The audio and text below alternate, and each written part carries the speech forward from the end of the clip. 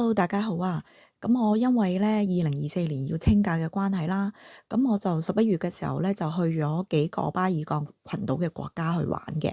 咁我覺得咧就都唔算好多嘢睇嘅，咁又諗住近住土耳其就嚟個快閃之旅都 OK。咁結果咧我就用咗5日就去咗4個國家。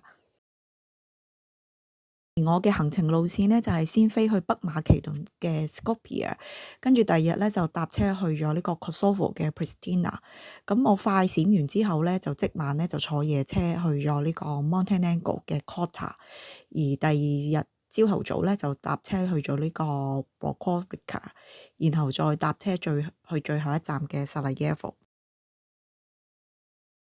由 Antalya 飛去呢個 Skopje 咧，咁只係1個鐘嘅機程嘅啫。咁到埗之後咧，就可以坐 shuttle 直接出到去市區，所以都幾方便嘅。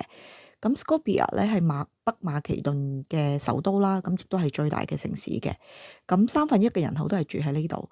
咁本來諗住都冇乜特別嘅，咁但係其實整體個城市咧俾我感覺都幾舒服。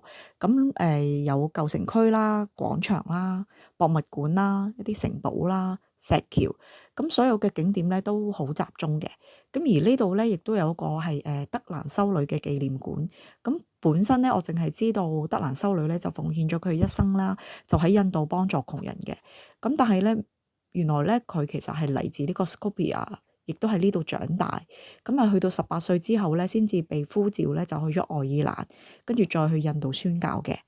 咁除此之外咧，呢度亦都有一個千年十架嘅一個景點啦。咁係一個好大嘅十字架嚟嘅，咁係為咗紀念基督教2000年而起嘅。咁係位於 Skopje 一座山上面一個最高點，咁距離市中心咧係只係得6公里嘅啫。咁所以喺 Skopje 咧都係可以睇到嘅。第二日咧就搭車嚟到我嘅第二站 Pristina 啦，咁係 Kosovo 嘅首都啦，同埋最大城市嘅。咁但係呢度都冇咩睇咯。咁其實我覺得1個鐘咧，即係都已經夠晒行。所以咧呢度咧都只係一個我嘅中轉站，跟住咧我就搭夜車嚟到我嘅第3站 Kotor 啦。咁佢係 Montenegro 嘅一個沿海城市啦，咁亦都係一個好出名嘅旅遊勝地嚟嘅。咁呢度嘅古城咧一早就喺1979年咧就被納入咗呢個世界文化遺產嘅。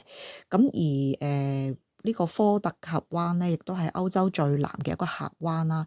咁亦都係繼挪威之外咧，就係一個最大最深嘅峽灣嘅。咁佢曾經咧係被選為全世界最美麗嘅25座海灣之一。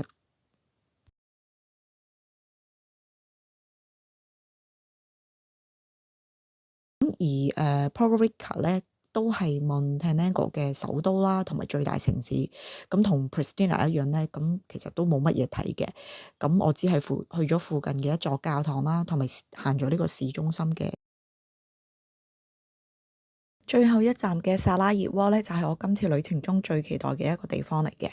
咁呢度咧就係 Bosna 嘅首都啦，亦都係第一大城嘅。咁因為佢有好耐嘅歷史啦，同埋宗教嘅文化多樣性咧，咁佢咧通常都被稱為歐洲嘅耶路撒冷。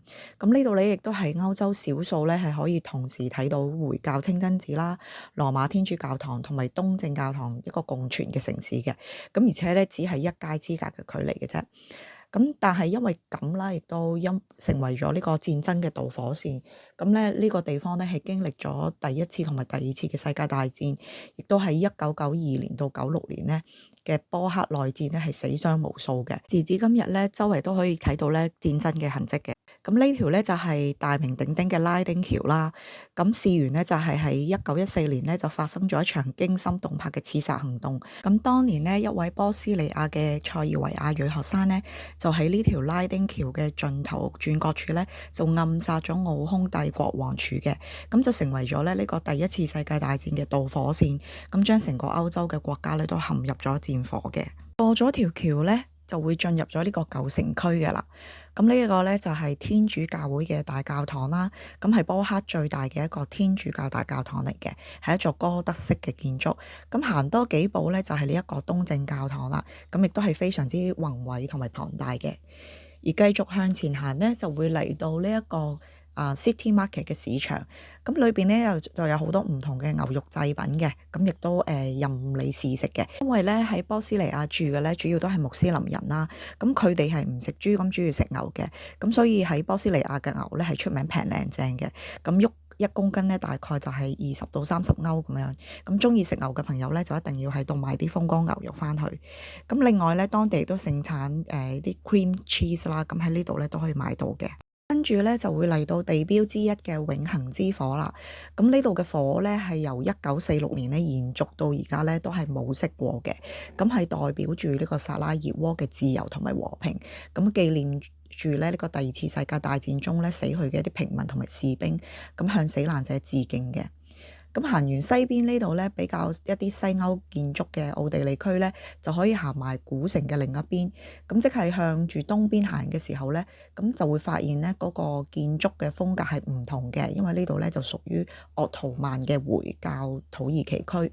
咁兩邊咧都係以深色柚木建造而成嘅一啲鋪頭啦，同埋餐廳。咁亦都有清真寺嘅。喺歷史上咧，薩拉熱窩曾經先後俾呢個羅馬帝國、鄂圖曼土耳其啦，同埋奧匈帝國呢啲咁嘅唔同強權統治過嘅歷史，咁所以咧就造成係一條大街上面咧就嚟自東西文化嘅唔同嘅建築，咁呢個咧亦都係薩拉熱窩嘅一個獨特之處嘅。喺舊城區嘅另一邊咧就有另一個代表性嘅地標，咁就叫做舍比里嘅，咁係一個噴泉嚟嘅，咁睇落去咧其實都幾有中國風味，咁而周圍咧都有好多呢啲白鴿，而沿路行上去山咧就會去到呢個 Yellow Fortress 噶啦，咁中途咧係會經過一片又一片嘅墓地，而上到去咧就可以睇到薩拉熱窩嘅全景。不過咧因為嗰日嘅天氣麻麻啦，咁所以就唔係好清咁樣。喺薩拉熱窩咧，你會不時咧就發現地上面咧有呢一啲好似被潑咗紅漆嘅一啲痕跡嘅，咁睇落好似一啲鮮血。咁其實佢有個好詩意嘅名嘅，咁就叫做薩拉熱窩嘅玫瑰嘅。咁成個城市咧就大概有200個呢啲咁嘅玫瑰，佢哋咧其實係標記住至少有3個人以上喺圍城戰爭裏邊咧被炮軍炸殺、被殺嘅一個地點，咁係去提醒下一代咧就唔好忘記呢段血淚嘅歷史，咁而喺戰爭嘅血泊中咧，亦都係開出呢個和平嘅玫瑰嘅。咁市內咧亦都有一個公園咧係紀念住一啲受難者嘅，咁都係刻到啲死者嘅名。咁當時嘅內戰呢，其實就係塞爾維亞人對波斯尼亞人，即係穆斯林啦，咁就進行殺害啊、姦殺呢啲咁嘅種族大清洗嘅。咁喺戰爭中呢，就死咗好多手無寸鐵嘅平民。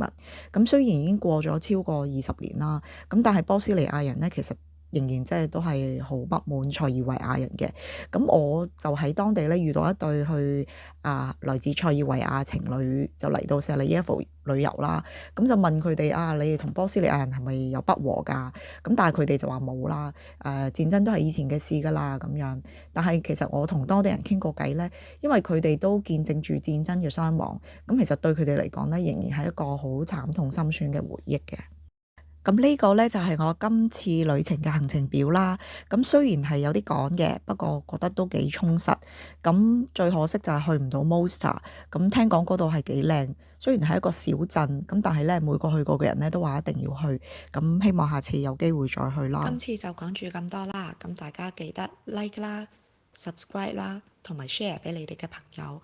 咁你哋亦都可以隨時留言或者 email 俾我。下集見啦，拜拜。